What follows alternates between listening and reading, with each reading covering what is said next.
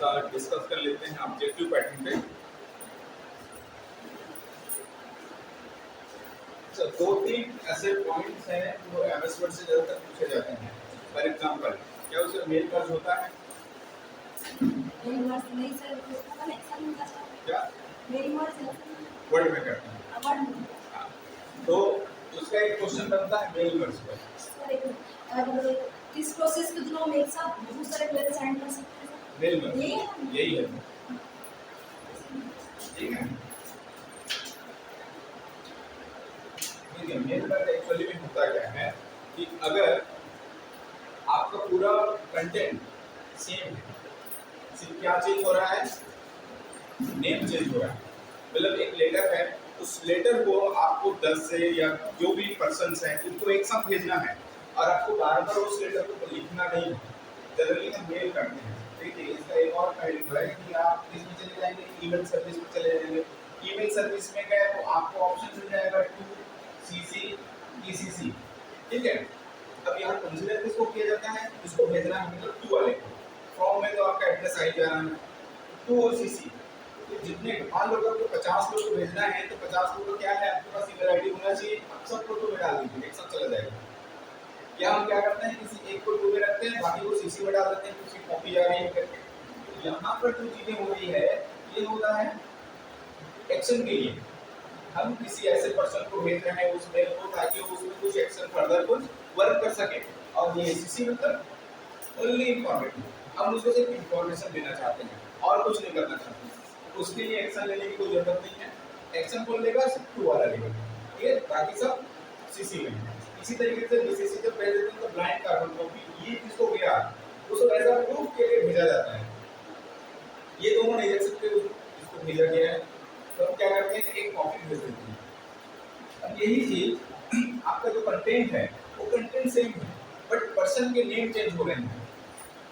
Person का name change हो रहा है, तो उसके लिए एमएस वर्ड हमें मेल मर्ज फैसिलिटी देता है, जिसमें एक ही डॉक्यूमेंट को हम एक से अधिक लोगों को एक साथ सेंड कर सकते हैं। तो जैसे ही हम डॉक्यूमेंट को क्रिएट करेंगे, मेल मर्ज के प्रोसेस को आगे बढ़ाएंगे, तो जितना हमने उसमें टेबल में नाम लिख रखा होगा, किसको किसको जाना है, वो सब का नाम जोड़ देगा।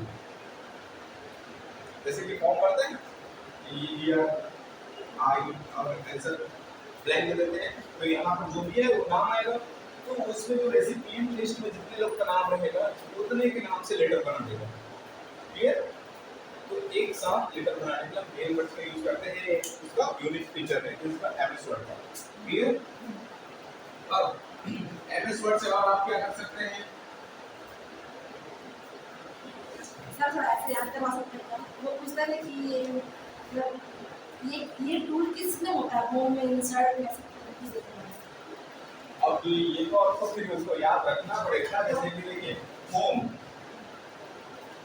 और एडमिन, ये दो चीजें बहुत ज्यादा यूज होता है।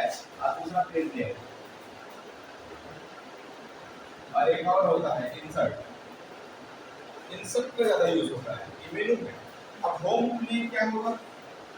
फाइल से जो फ्रीक्वेंटली यूजेस होते हैं, जैसे कि क्या है आपका फॉन्ट साइज। ठीक है, इसके साथ में आपको क्या मिल जाएगा? उसको बोल्ड करना है, इटैलिक करना है, और एक स्ट्राइक थ्रू बोलते हैं ना, इसका मतलब क्या है? जब किसी लेटर को ऐसा बीच से क्रॉस कर दिया जाए उसको स्ट्राइक थ्रू बोलते हैं। वो भी यहीं पर मिलेगा, बोल्ड है, इटैलिक है, स्ट्राइक थ्रू है। फिर यहाँ पर आप क्या हो जाते हैं, अलाइनमेंट मिलता है आपको। क्या मिलता है? अलाइनमेंट। यहाँ पर लेफ्ट, राइट, जस्टिफाई और सेंटर। लेफ्ट, राइट, जस्टिफाई और सेंटर, इतना मिलता है। सेंटर के लिए शॉर्टकट की क्या है? हाँ, शॉर्टकट की क्या है? सेंटर प्लस सी। हाँ, कंट्रोल प्लस सी।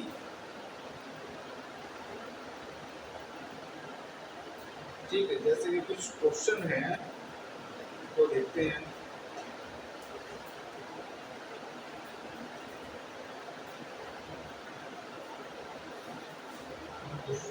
हाँ, ये वर्ड प्रोसेसर के लिए पूछा गया है। वर्ड प्रोसेसर के लिए पूछा गया है वर्ड प्रोसेसर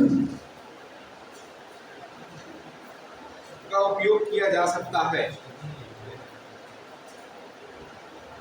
वर्ड प्रोसेसर का उपयोग किया जा सकता है, ये क्वेश्चन। हाँ ठीक है, इसमें ऑप्शन दिया है ए टेक्स्ट लिखने के लिए, बी टेक्स्ट को एडिट करने के लिए, सी टेक्स्ट प्रिंट करने के लिए, और डी दे दिया है उपरोक्त सभी, है ना। तो यहाँ पर क्या आ रहा है, उपरोक्त सभी आ रहा है। कंप्यूटर में जब भी आप क्या करेंगे, क्वेश्चन सॉल्व करेंगे, तो मैं एक ही अप्रोच आपको बताऊंगा कि आप क्वेश्चन को मत पढ़िए, पहले ऑप्शन को पढ़िए। क्वेश्चन को छोड़ दीजिए, ए बी सी डी जो भी 4 ऑप्शन मिले हैं आपको, पहले उसको पढ़िए। इसको पढ़ेंगे तो आपको जो टर्मिनोलॉजी वहां पर ए बी सी और डी मिलेगा, उसके वर्ड्स को आप समझ सकते हैं कि किससे रिलेटेड है, किससे रिलेवेंट है। उसके बाद आप क्वेश्चन में जाइए कि क्या पूछना है, क्या है क्या नहीं है, जो भी है उसके बाद आप जाइए, पहले ऑप्शन को पढ़ लीजिए। जैसे उसने अभी यहीं पर लिखा है कि टेक्स्ट लिखने के लिए हो रहा है, टेक्स्ट को एडिट करने के लिए और टेक्स्ट को प्रिंट करने के लिए, तो ये सारे ऑप्शन उसके बेसिक वर्क है। तो सबसे ज़्यादा इंकजेट और जो इम्पैक्ट प्रिंटर और नॉन इम्पैक्ट, ये जो वर्ड्स हैं सर, हाँ वो पकड़ में नहीं आए। ठीक है, वो भी अभी आएंगे क्वेश्चन। तो ये जो ए बी सी डी है, ज़्यादा अच्छा होगा कि आप उसी में कर लो। ए बी सी डी आप पूरे वर्ड्स को पकड़ लिए, कौन किससे रिलेटेड है, रिलेवेंट है, तो आपका यहाँ पर आंसर पे जाने के लिए 99% चांस है कि आप प्रूव करके आएंगे। और होता क्या है कि जनरली हम क्वेश्चन पढ़ते हैं फिर ऑप्शन में आते हैं, है।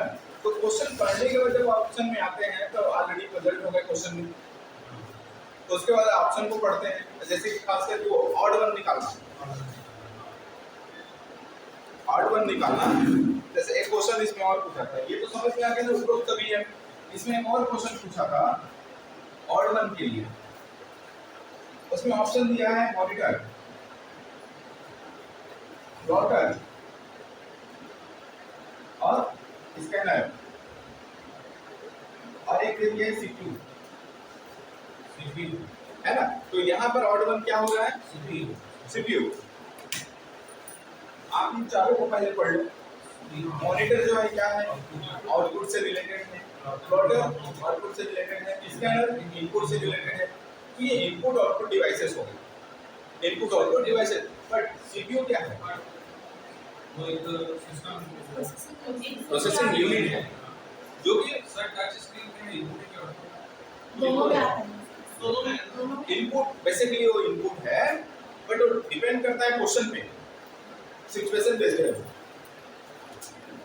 ये आपका सीपीयू क्या है, यहाँ पर ऑर्डर हो गया। इसी तरीके से वो इसमें पूछ सकता है और सॉफ्टवेयर में पूछता है कि जैसे कि इसमें लिस्टेड होता है कि कौन सा ऑपरेटिंग सिस्टम लाइनेक्स है, कौन सा नहीं है, ये पूछता है। तो आप ध्यान रखेंगे कि विंडोज जो है और एमएस डॉस को पीसी डॉस करके पूछ सकता है, दोनों का मीनिंग एक ही है। ये दोनों क्या है, लाइनेक्स नहीं, ये दोनों लाइनेक्स नहीं है, पर मैक ओएस ये भी ऑपरेटिंग सिस्टम है, बट ये कौन सी कंपनी का है, एप्पल कंपनी का है, और ये माइक्रोसॉफ्ट कंपनी का है। तो इतना तो ध्यान रखिएगा। इसके बाद जो आएगा वो सब क्या है, लाइनेक्स है। Sir MAC FEE antivirus MAC FEE McAfee, हाँ एंटीवायरस। सर तो इसकी बता दीजिए, जैसे विंडोज में जैसे लाइनेक्स में ये वो कैसे अपन एड्रेस करेंगे मार्केट। हाँ देखिए, आपको ध्यान क्या रखना है, सिर्फ विंडोज के साथ में एमएस डॉस है। तो ये दोनों माइक्रोसॉफ्ट कंपनी का है, जो कि ओपन सोर्स नहीं है।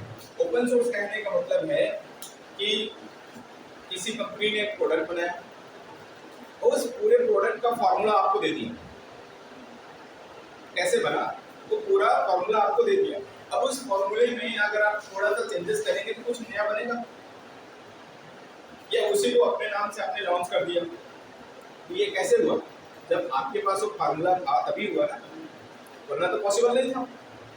इसीलिए हर, जैसे मेडिसिन का एग्जांपल लेंगे तो हर कंपनी का अपना अलग अलग प्रोडक्ट है ना। जैसे डोलो है, वो भी बुखार के लिए काम आता है, और पैरासीटामोल भी आता है, फॉर्मूला दोनों का सेम है।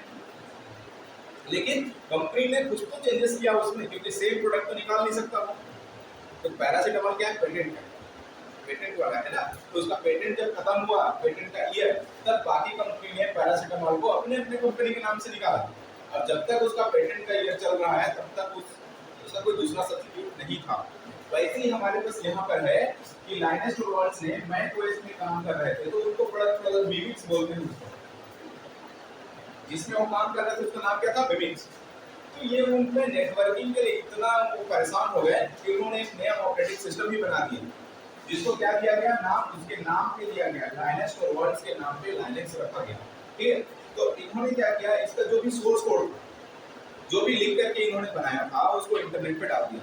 इंटरनेट पे डाल दिया तो अब कोई भी किसी कोड को डाउनलोड करके, इवन आज भी डाउनलोड करके उसको अपने अकॉर्डिंग एडिट करके, पूरा इंटरफेस को चेंज करके, उसको एक नया रूप दे करके वापस लॉन्च कर सकता है मार्केट में।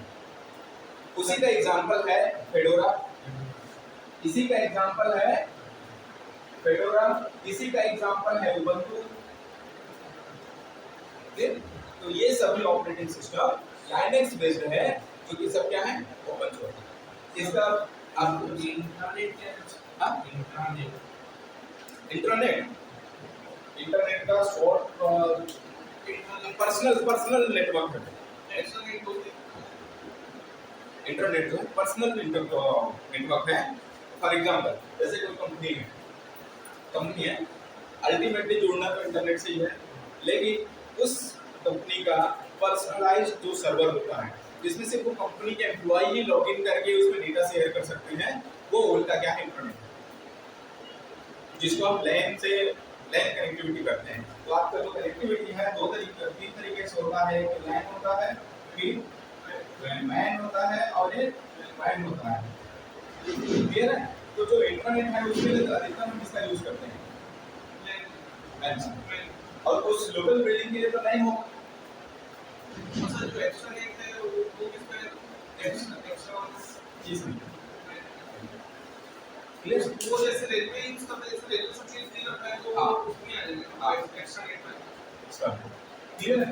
तो ये जो है, आपको सिर्फ नाम देखना है ऑर्डर निकालने के लिए। तो क्लोज सोर्स में यही आता है, MS DOS और विंडोज और मैक ओएस, ये क्लोज सोर्स है, जिसकी सोर्स कोड आपको नहीं मिलेगा मार्केट में या इंटरनेट में कहीं भी। लेकिन उसके बाद बाकी सॉफ्टवेयर, जैसे क्रोम ने भी एक अपना बनाया है, जिसको क्रोम ओएस बोलते हैं, क्रोम ओएस। भारत ने जो बनाया सीडेक ने, क्या है, मैं अभी नाम बताया था, बॉस, BOSS। ये भी क्या है, ओपन सोर्स है। तो इधर जितने भी बन रहे हैं सब क्या है, लाइनक्स वेरिएंट्स बोलते हैं, लाइनक्स डिस्ट्रीब्यूशन है, डेबियन नोकिया, वो सब ओपन सोर्स में आ जाते हैं। अब देखिए, कुछ तो है कि आप नाम से भी पता लगा सकते हैं कि कुछ अलग ही दिखते हैं। अगर एक क्वेश्चन था, अच्छा एक क्वेश्चन और आया है, internet terminology, IP means internet protocol. अब इसमें उसने दिया इंटरनेट प्रोवाइडर, एक पहला ऑप्शन दिया internet provider, internet protocol, internet procedure, internet processor, यही दिया ना। तो अब इसमें से आपको राइट वर्ड को ढूंढना है।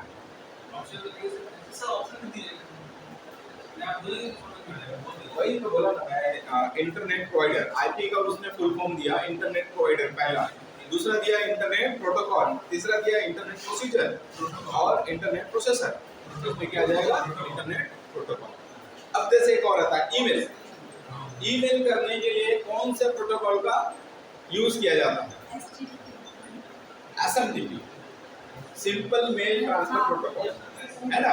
फाइल्स को ट्रांसफर करने के लिए HTTP, hyper text transfer protocol. और उस पेज को बनाने के लिए जो लैंग्वेज यूज किया जाता है वो है HTML, hyper text markup language. Clear? Web page को आने के लिए, हाँ, वेब पेज को। तो ऐसे क्वेश्चन डिस्कस करते हैं। हाँ,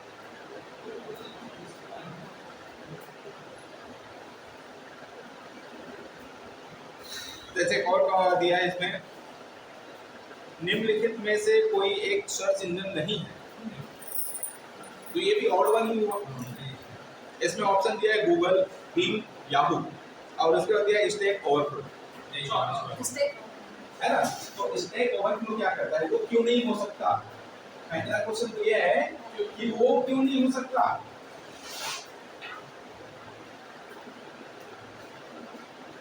याहू में भी कंफ्यूजन है, याहू सर्च इंजन है कि ब्राउजर है, Sir. दोनों है, दोनों है, गूगल का भी दोनों है, बस एक का नाम क्रोम है। देखिए, और क्रोम में दो चीज है, गूगल क्रोम जब बोलते हैं तो विंडोज के लिए होता है, जब गूगल क्रोमियम बोलते हैं तो लिनक्स के लिए होता है। सेम सॉफ्टवेयर है, गूगल क्रोम बोलेंगे इसका मतलब वो विंडोज ऑपरेटिंग सिस्टम में इंस्टॉल है, अगर हम क्रोमियम बोल रहे हैं तो लाइनक्स ऑपरेटिंग सिस्टम में है। क्लियर। अब यहाँ पर स्टैक ओवरफ्लो, तो स्टैक ओवरफ्लो क्या काम करता है। जनरली इसका यूज डेवलपर लोग करते हैं, जो डेवलपर कम्युनिटी है ना, ये लोग क्या करते हैं कि जो कंप्यूटर साइंस से जुड़े हुए हैं वो लोग क्वेश्चन आंसर के लिए इसका यूज करते हैं एज अ फोरम। ऐसा फोरम, अगर किसी से कोई प्रॉब्लम सॉल्व नहीं हो रहा है तो वहां पर वो क्या करता है, क्वेश्चन को पोस्ट कर देता है, तो उससे और जो रिलेवेंट वहां पर हैं उनको अगर आंसर पता है तो उसका रिप्लाई करते हैं। ये है स्टैक ओवरफ्लो। क्लियर। इस कारण से ये क्या है, सर्च इंजन नहीं है। क्लियर यहां तक। और जो क्वेश्चन है, अच्छा, एमएस वर्ड में फाइल को क्लोज करने के लिए कौन सा शॉर्टकट की है।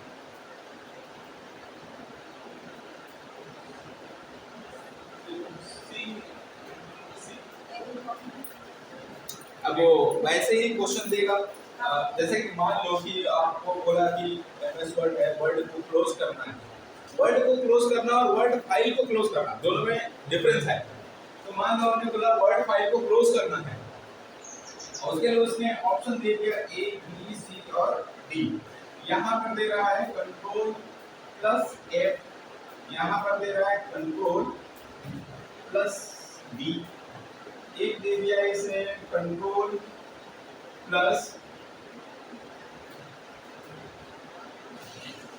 आर प्लस F4 और यहाँ दे दिया control plus W, control plus है ना। तो यहाँ क्या आएगा, क्लोज करने के लिए क्या है, माइक्रोसॉफ्ट ऑफिस में फाइल को क्लोज करने के लिए कंट्रोल प्लस W यूज करते हैं। वर्ड फाइल को क्लोज करने के लिए कंट्रोल प्लस W, और अगर वर्ड को क्लोज करना है तो R प्लस F4, ये दबा देंगे एक साथ तो पूरा सॉफ्टवेयर क्लोज हो जाएगा। क्लियर। तो आपको ऐसा ऑप्शन देंगे कि उसमें तो 50% तो गलत ही होगा, और कई बार ऐसा क्या कंट्रोल प्लस एन खोलने के लिए, क्या खोलने के लिए, ओपन करने के लिए, हाँ उसके लिए कोई सॉफ्टवेयर की नहीं है। ओपन कर सॉफ्टवेयर को ओपन करना है ना आपको, आप कस्टम बना सकते हैं लेकिन कंपनी के द्वारा ऐसा कुछ दिया हुआ नहीं है। नया फाइल जाने हाँ, अब उसमें आप एक बार सॉफ्टवेयर ओपन कर लीजिए। सॉफ्टवेयर ओपन करने के लिए कितने तरीके हैं, बेसिकली 3 तरीके हैं। या तो आप उसको टास्क बार में पिन करके रखिए, वहां से सिंगल क्लिक में खोल लेंगे, या आपके डेस्कटॉप में आइकॉन बना होगा शॉर्टकट, उसे डबल क्लिक करेंगे तो खुलेगा, है ना। उसके बाद स्टार्ट में ढूंढिए, स्टार्ट में जाइए, माइक्रोसॉफ्ट ऑफिस में जाइए, उसके बाद वो लिस्टेड आएगा उसमें एमएस वर्ड करके उसको क्लिक करेंगे तो खुलेगा। तो सबसे आसान तरीका क्या है, टास्क बार से ओपन करना। टास्क बार में क्या बोलते हैं, पिन करना। जहां पर सिंगल क्लिक में काम हो रहा है वहां पर डबल क्लिक में क्यों करना। तो जितने फ्रीक्वेंटली सॉफ्टवेयर हैं जो आप यूज करते हैं उसको टास्क बार में पिन करके रखिए। क्लियर है।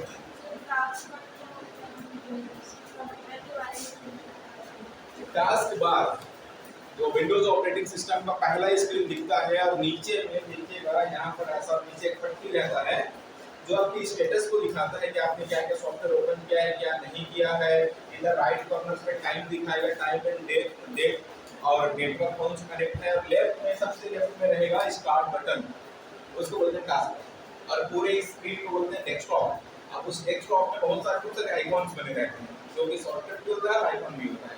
क्लियर। सर जब किसी इसको बोलते हैं एमएस वर्ड में ओपन उसके ऊपर जो जूम इन जूम आउट करने लगता है लेफ्ट राइट करने हाँ। उसको क्या बोलते हैं? इसको स्टेटस बार कस्टमर आता नहीं है जिसमें हम लेफ्ट राइट मूव करते हैं फाइल हाँ स्लाइडर, क्या बोलते हैं? स्टेटस बार बोलते हैं। उसी में स्टेटस हाँ, इसके नीचे वो सॉफ्टवेयर में होता है। देखिए मैं आपको जो टास्क बार बता रहा हूँ वो किसका, विंडोज का बता रहा हूँ। इसी तरीके से हर सॉफ्टवेयर का अपना अलग टास्क बार है, मेनू बार है, ठीक है। अब एमएस वर्ड को अगर आप हटा दो, एमएस वर्ड को हटा दो, तो आज भी बहुत सारे ऐसे सॉफ्टवेयर हैं जो मेनू बार, स्टैंडर्ड टूल बार को रखे हुए हैं। लेकिन सिर्फ विंडोज का माइक्रोसॉफ्ट ऑफिस ही ऐसा है जिसमें मेनू बार और स्टैंडर्ड टूल बार अलग अलग नहीं है, एक साथ है। उसी को रिबन बार बोलते हैं,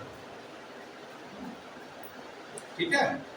अगर आप उसके 2003 वर्जन में जाएंगे तो मेनू बार और स्टैंडर्ड टूल बार अलग अलग हैं। लेकिन 2007 वर्जन से आगे बढ़ते हैं तो क्या हो जाएगा, मेनू बार और स्टैंडर्ड टूल बार को मिला करके रिबन बार इंट्रोड्यूस किया गया है। तो जो पहले मेनू बार बोलते थे अब उसी को रिबन बार बोलते हैं। रिबन बार की खासियत क्या है कि वहां पर आप जैसे कमांड है, आपको कॉपी करना है, कॉपी करने के लिए जो कुछ इस तरीके से सिंबल बना रहता है, वो सिंबल भी इसके साथ टूल के साथ अटैच कर दिए, नेम के साथ, ये रिबन बार है। आप सिर्फ इंटरफेस को देखेंगे तो काफी कुछ सीख जाएंगे, सिर्फ देखना है और उसके साथ उसमें हाईलाइट करना है कीबोर्ड से, तो आल्ट बटन को दबा दो तो सबका शॉर्टकट की सामने आ जाएगा। लेकिन उसके लिए प्रैक्टिस करनी पड़ेगी, है ना। क्लियर है। अगला क्वेश्चन,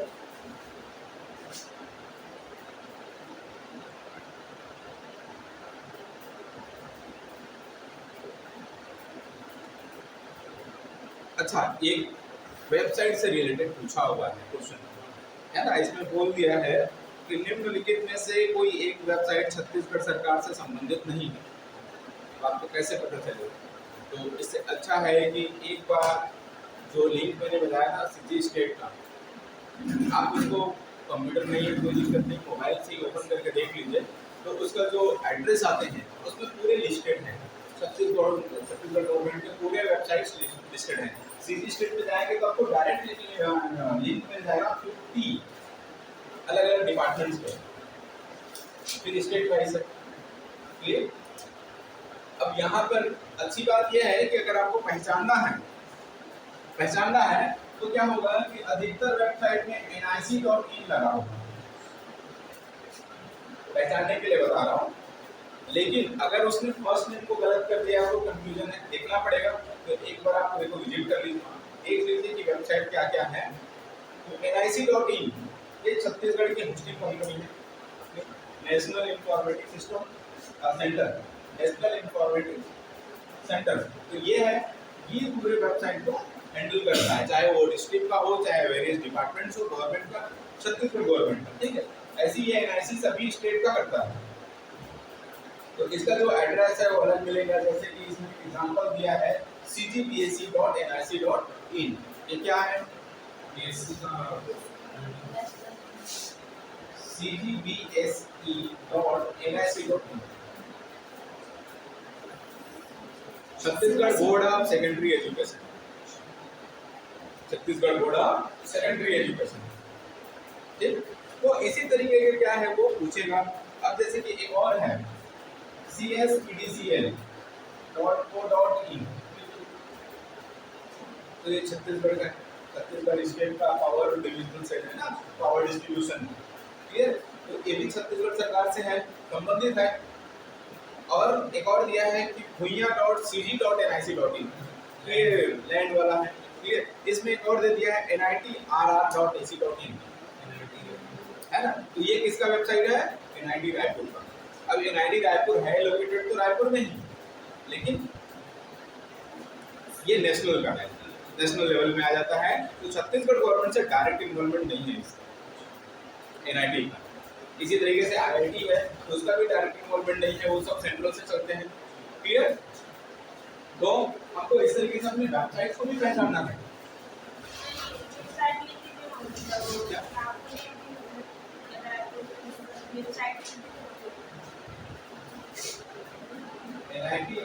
nitr.ac.in।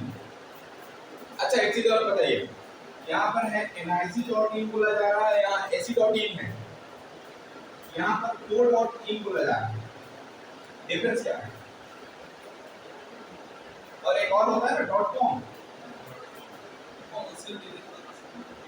ये कमर्शियल, ठीक, और ये co.in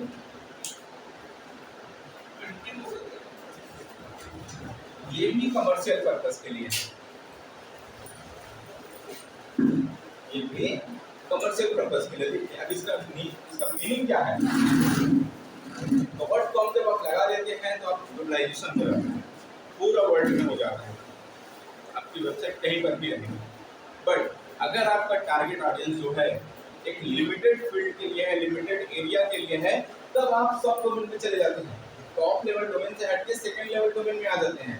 इसका मतलब है कि .com मतलब इंटरनेशनल हो गया, इंटरनेशनल मार्केट हो गया। लेकिन इसी तरीके से यहाँ पर देखिए .in आया सब में कॉमन, तो ये क्या हो गया? इंडियन रीजन के लिए हो गया, इंडियन रीजन के लिए। तो ये इसका इंडिया का टॉप लेवल डोमेन है .in। उसके बाद देखिए NIC है, फिर वो मिल रहा है COAC। CO का मतलब होता है कमर्शियल, इंडियन रीजन में कमर्शियल वेबसाइट है। लेकिन इंडियन रीजन के कौन से एरिया में? छत्तीसगढ़, जो डायरेक्टली मॉनेटरी फील्ड से रिलेटेड है, मनी से जो ट्रांजेक्शनल करते हैं ना, जैसे कि CSPDCL क्या है? सीधा अपना सर्विस देता है, आपसे बिल लेता है, इलेक्ट्रिसिटी प्रोवाइड कर रहा है, बिल ले रहा है। ये जो RTGS हो गया सर, हाँ अभी इसका जो लिमिटेशन है मतलब हम थोड़ा सा हटते हैं, जो रियल टाइम ग्रॉस सेटलमेंट वाला जो कॉन्सेप्ट, हाँ तो पहले तो उसमें अमाउंट फिक्स होता था कि इतना ही हो सकता है एस्टिमेट ट्रांजेक्शन। हाँ, अभी इतना ही है कि नहीं उतना ही, उसमें चेंजेस नहीं हुए, बस टाइम जो उसका लगता है 4 आवर्स का बोल रहे हैं ना, वो वही सेटलमेंट टाइम है। एक्चुअली में उस ट्रांजेक्शन को प्रीफर किया जाता है क्योंकि उसमें ट्रांजेक्शन तुरंत नहीं होते, समय लगता है, और गवर्नमेंट उसी से पे करता है, वो डायरेक्ट पे नहीं कर सकता, उसको RTGS मोड में ही जाना पड़ेगा। ठीक है, तो ये जो है co.in आपका कमर्शियल हो गया। NIC.in कमर्शियल नहीं है, इंफॉर्मेशनल है, क्योंकि पूरे जो है डिस्ट्रिक्ट का और जो भी डिपार्टमेंट्स का है वो सबको हैंडल करने का काम इसी का है। और यहाँ पर ऑलरेडी देखिएगा जितने भी गवर्नमेंट होता है उसमें चालान सिस्टम है, आपको मैनुअली चालान फीड करना पड़ता है बैंक जाकर के, उसका प्रूफ देना पड़ता है। और AC.in किसके लिए यूज करते हैं?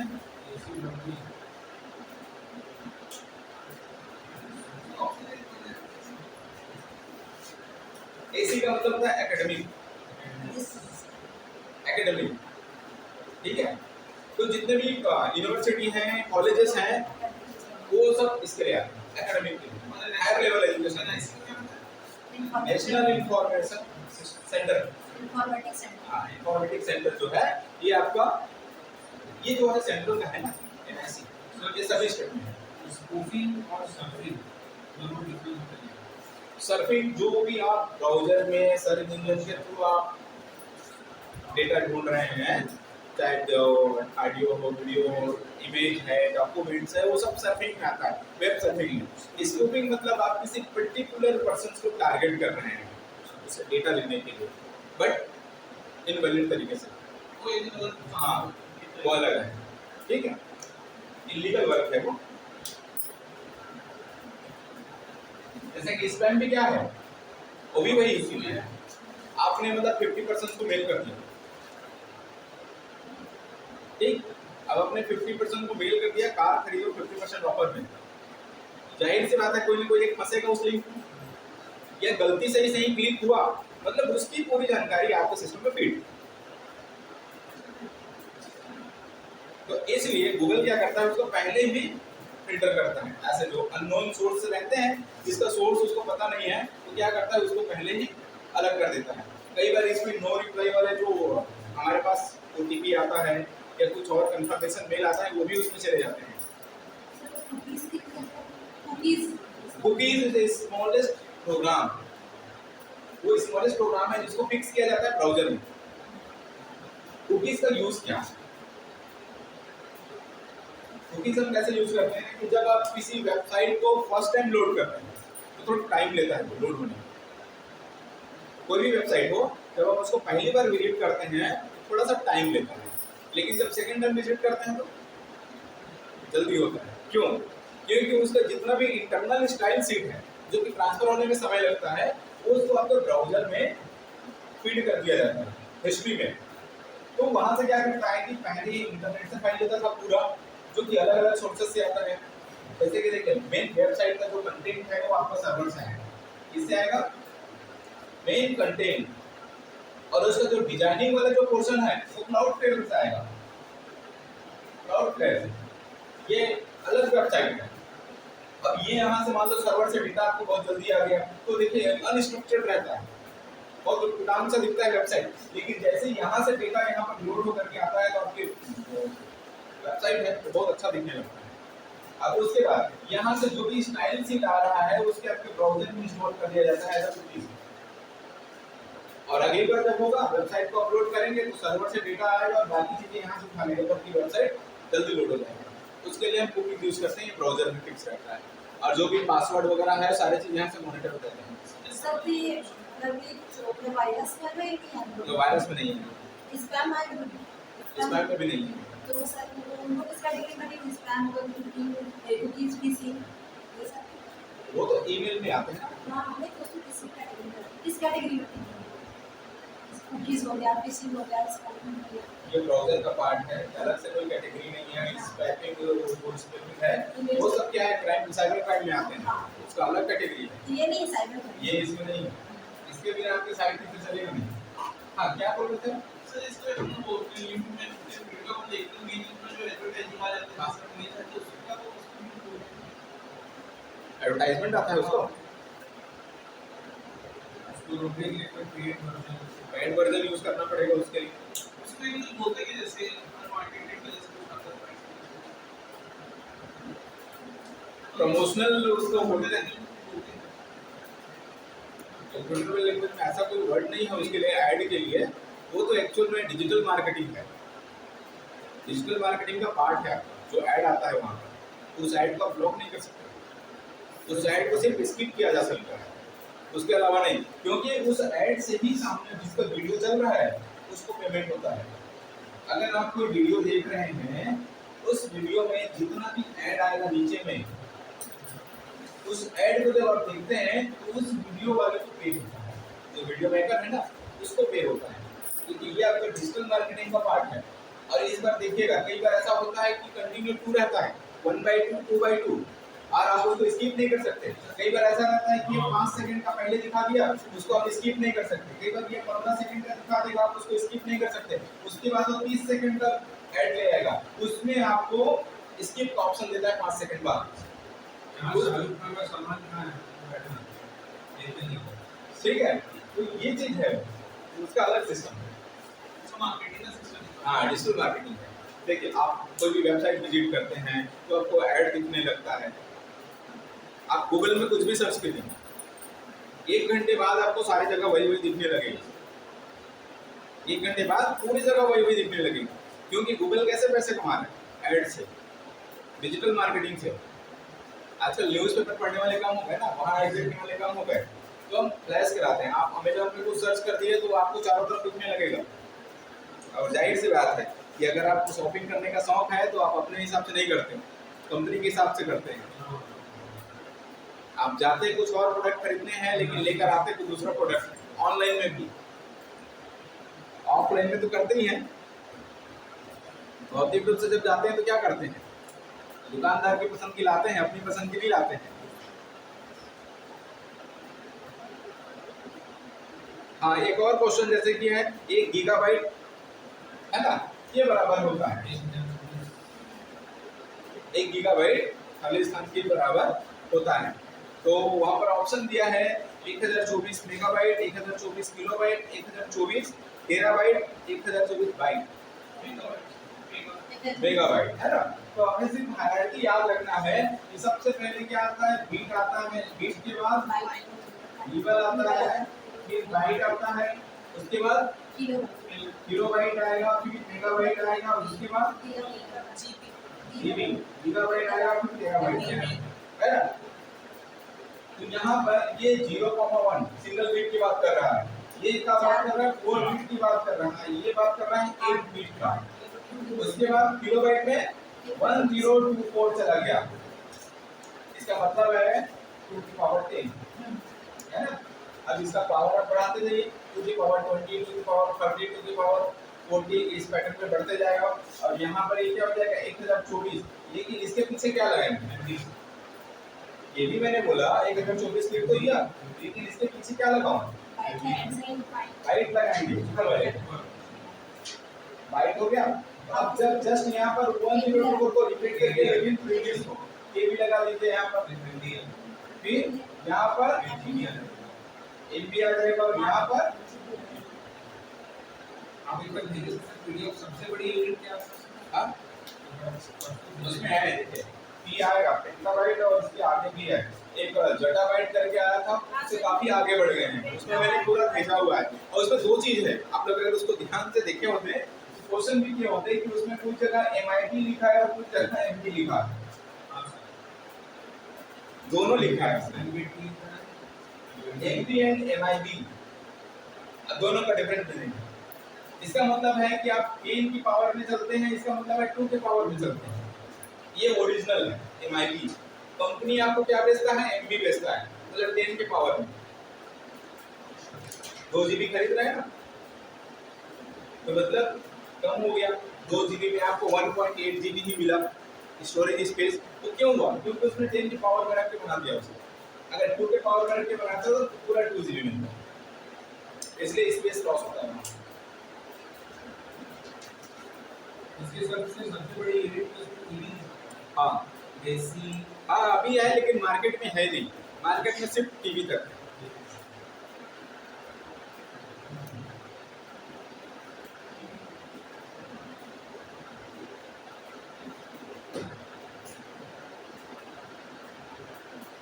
एक क्वेश्चन है,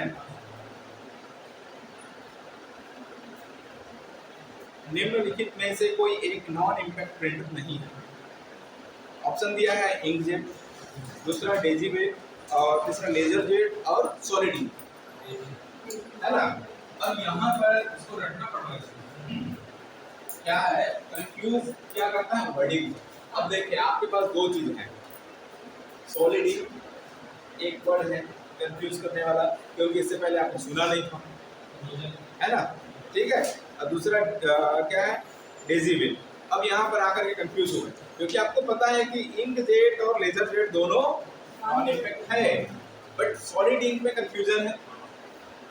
अब ये कंफ्यूजन आ गया तो डेजीवेट को आप ठीक नहीं करोगे, कंफ्यूजन की स्थिति बन गई ना। तो सॉलिड इंक क्या होता है कि जो बड़े प्रिंटर होते हैं, ठीक है, कि कैनन का आता है और भी एप्सन वगैरह का आता है, जो बड़ा बड़ा साइज का प्रिंटर होता है, उसमें सॉलिड इंक का यूज किया जाता है। हाँ ये है लेजर प्रिंटर ही है, बट उसका जो इंक टेक्नोलॉजी है ना वो सॉलिड इंक का है। हाँ उसको रिफिलिंग नहीं किया जा सकता, उसका पूरा इंक का बॉटल आता है, वो बॉटल लगा दीजिए और जैसे खाली हो उसको फेंक दीजिए। और बाकी में क्या होता है, जैसे इंक जेट है, इंक जेट में आपको पूरा टैंक दिया गया है, आप इंक लाइए उसमें फीड कर दीजिए, तो आपको पूरा उसको फेंकने की जरूरत नहीं है। लेकिन सॉलिड इंक में पूरा फेंकना पड़ेगा। तो प्लास्टिक का एक कवर रहता है, रिबन वाला इसमें रिबन जो होती है, रिबन में डॉट मैट्रिक्स वो उसमें रखना, ठीक है। तो सिर्फ आपको टर्मिनोलॉजी को समझना है। तो आप पहले, मैं तो यही बोलूंगा कि आप पहले किस में जाइए, ऑप्शंस में जाइए, ऑप्शंस के बाद क्वेश्चन पढ़िए, क्योंकि जैसे ही ऑप्शन पढ़ते हैं तो आपके माइंड में थॉट आने शुरू हो जाते हैं कि ये क्या है ना, तो उससे इजी हो जाएगा।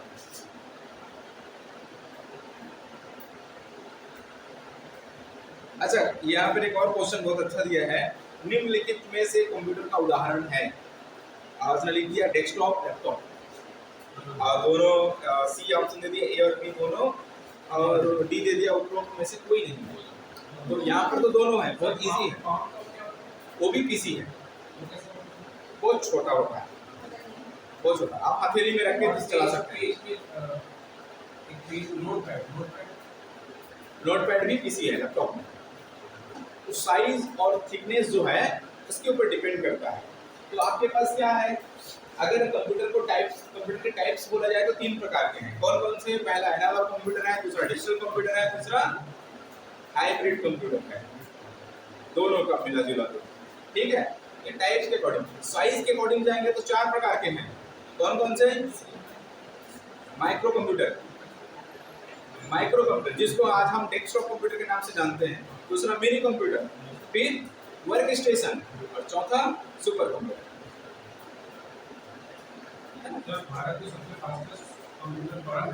हाँ, भारत का बनाया हुआ है, ठीक है। सर हिस्ट्री तो बड़ी है सर, प्रथम पीढ़ी, द्वितीय पीढ़ी, तृतीय पीढ़ी क्या सर लगा है क्वेश्चन आएगा। आज तो ऑप्शन है, ऐसे सिलेबस में है नहीं, लेकिन पूछ सकता है। जो फर्स्ट जनरेशन के कंप्यूटर था, वहाँ पर जो हम बोल रहे हैं जनरेशन चेंज, क्यों बोलते हैं जनरेशन चेंज? जब उसका पूरा वर्किंग स्टाइल, जो की टेक्नोलॉजी था वो बदल गया। जैसे कि सबसे पहले आप वैक्यूम ट्यूब का यूज किए, क्या किया? फर्स्ट जनरेशन में वैक्यूम ट्यूब का यूज किए, तो कंप्यूटर का साइज बहुत बड़ा था, बिग साइज में था, पूरे कमरे को भर रहता था, और उसको ऑपरेट करने के लिए कोई सिंगल पर्सन नहीं कर सकता था, मल्टीपल पर्सन्स लगे हुए इनपुट देने के लिए, आउटपुट के लिए अलग अलग ये था, और ये बहुत ज्यादा हीट जनरेट करता था। इसके बाद इन वैक्यूम ट्यूब्स को कंबाइन करके क्या लाया गया? ट्रांजिस्टर लाया गया। तो ये हो गया, जब ट्रांजिस्टर ने क्या कर दिया, पूरे वर्किंग सिस्टम को बदल दिया, साइज को बदल दिया कंप्यूटर का, तब जाके हम उसको सेकंड जनरेशन बोलते हैं। अब इसमें देखिए ईयर में मतभेद चलता है, कोई एक्यूरेट ईयर को नहीं मानता। अगर मैं बोल दूं कि 1945 से 1955 तक चलता है, ये आपको हर जगह अलग अलग मिलेगा, इंटरनेट में अलग मिलेगा, बुक में अलग मिलेगा, तो उस ईयर में नहीं जाना है, अप्रॉक्सीमेट चलता है। तो आपको सिर्फ जनरेशन की जो की टेक्नोलॉजी थे वो याद रखना है कि पहले में वैक्यूम ट्यूब्स हो गया, दूसरे में ट्रांजिस्टर हो गया, तीसरे में इंटीग्रेटेड चिप और और ट्रांजिस्टर के बाद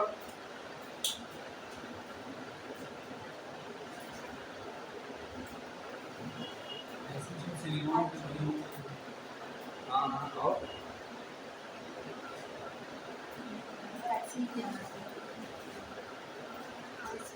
हाँ, तो कंफ्यूज नहीं होना है, ठीक है। तो जो है आईसी, अब यहाँ जो इंटीग्रेटेड सर्किट है उसका कॉन्सेप्ट आया, इसी को माइक्रो प्रोसेसर भी बोल देते हैं, यहाँ से शुरू हो जाता है। अब इसके बाद इसका नया नया अपडेशन आते गए, उसको हम जनरेशन में जोड़ते गए, है ना। फिर ये VLSI, UALSI ये सब आने लगे, ठीक है। तो जनरेशन के साथ चार्ट भेजा था या किसी को दिया था मैंने, तो उसमें सारी चीजें हैं, ठीक है। आपको सिर्फ याद रखना है कि आपका नाम क्या है, कि जो हम टेक्निक वहां पर पूछ रहे हैं क्वेश्चन में, उसका वर्डिंग्स कैसा है। और वो जो मैंने शॉर्टकट की भेजा था उससे तो बिल्कुल पढ़ लीजिए, क्योंकि एक दो क्वेश्चन तो फिक्स है आना ही है शॉर्टकट की से। अच्छा एक चीज और बताइए, एक क्वेश्चन मैंने देखा था ऐसे जनरल था कि कॉलम बार बाई डेटा, ठीक है, इसमें से कौन चार्ट का प्रकार नहीं है? मतलब ग्राफ है ना, ये है डेटा। या इसके जगह में मान लो कि हम डेटा ना लिख करके रो लिखते हैं, तो हाँ, तो अब यहाँ तक कंफ्यूजन हो गया कि क्या हो गया कि कॉलम भी पूछा है, कॉलम भी पूछ दिया और इसमें रो भी पूछ दिया।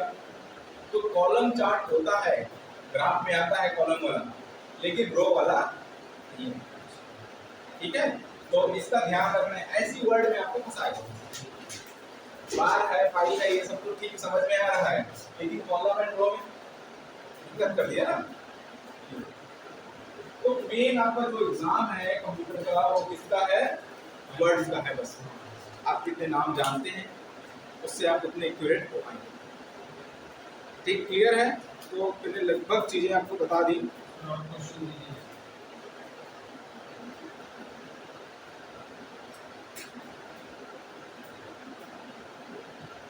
एक क्वेश्चन पूछा है और निम्नलिखित में से कोई एक ऑप्टिकल डिस्क का प्रकार नहीं है। अधिकतर आजकल उसी में पूछते हैं, नहीं है। और हम क्या करते हैं, कभी कभी तो है में लगा देते हैं। तो यहाँ उसने ऑप्शन दिया डीवीडी, सीडी, विंचेस्टर, वॉम, है ना। तो अब वॉम, विंचेस्टर और डीवीडी एंड सीडी। डीवीडी का फुल फॉर्म, सीडी का फुल फॉर्म, विंचेस्टर, उसका वही फुल नेम है। ये एक्चुअल में हार्ड डिस्क का टाइप है ना? ये हार्ड डिस्क का टाइप है, तो ये भी ऑप्टिकल में ही आता है, ठीक है। और वॉम मतलब ये एक प्रकार का मैलिशियस प्रोग्राम है, वायरस में वॉम, है ना, ठीक है। यही फुल फॉर्म नहीं, यही क्लियर। तो ये आपका नहीं है। वो क्या करता है, कुछ न कुछ ऐसा टर्मिनोलॉजी में फंसाएगा कि जहां पर दो वर्ड में आप कंफ्यूज हो। जैसे कि सीडी डीवीडी तो क्लियर है, बट विंचेस्टर को आधा लिखा उसने। सीडी डीवीडी बोलने से मीनिंग पूरा क्लियर हो रहा है, विंचेस्टर बोलने से क्लियर हो रहा है क्या? और वॉम तो अलग, ये तो अलग से दिख रहा है, लेकिन यहाँ पर बन रहा है ना कंफ्यूजन। तो अधिकतर वो क्या करेगा कि आपका सफल होने का जो चांस है एक क्वेश्चन का वो 25% है। 25% ही चांसेस है कि आप ट्रू हैं, बाकी 75% फॉल्स है। लेकिन वो क्या करता है, 20-25 में यहाँ से 25 मिला देता है, तो आपको 50-50 कंडीशन मिला के खड़ा कर देता है। आपको पता है कि 50% गलत है ही, लेकिन आपको श्योर होना चाहिए था कि 75% गलत है, 25% ट्रू है, तो उसको उसी को 50% मिला के रख देता है। अब यहीं पर से आंसर गलत होना शुरू हो जाता है। और कई बार हम क्या करते हैं, नीचे का वो बस क्वेश्चन नंबर 131 पे पहुंचे हैं और हम वहां पर लगा दिए 132 का आंसर, कोई मार नहीं।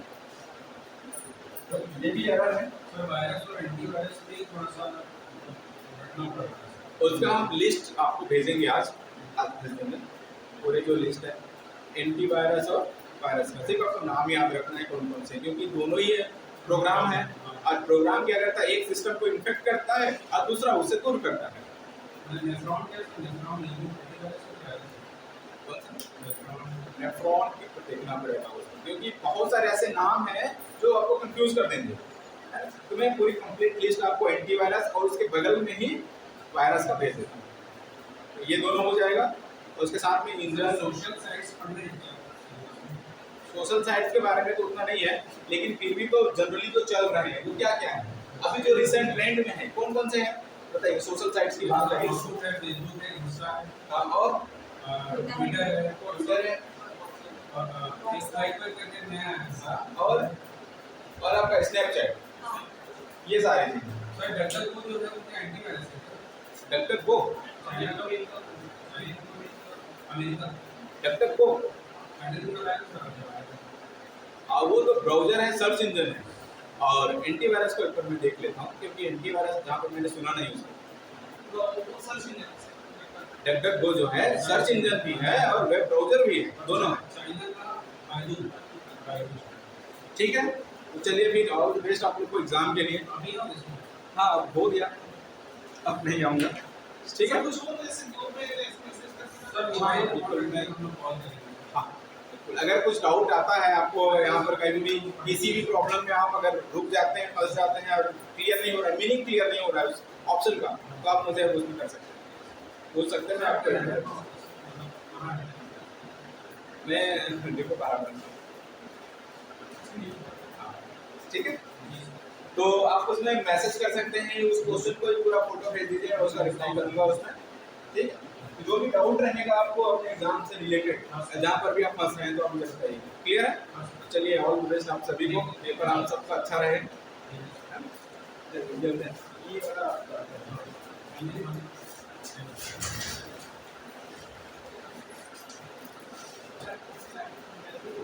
वाला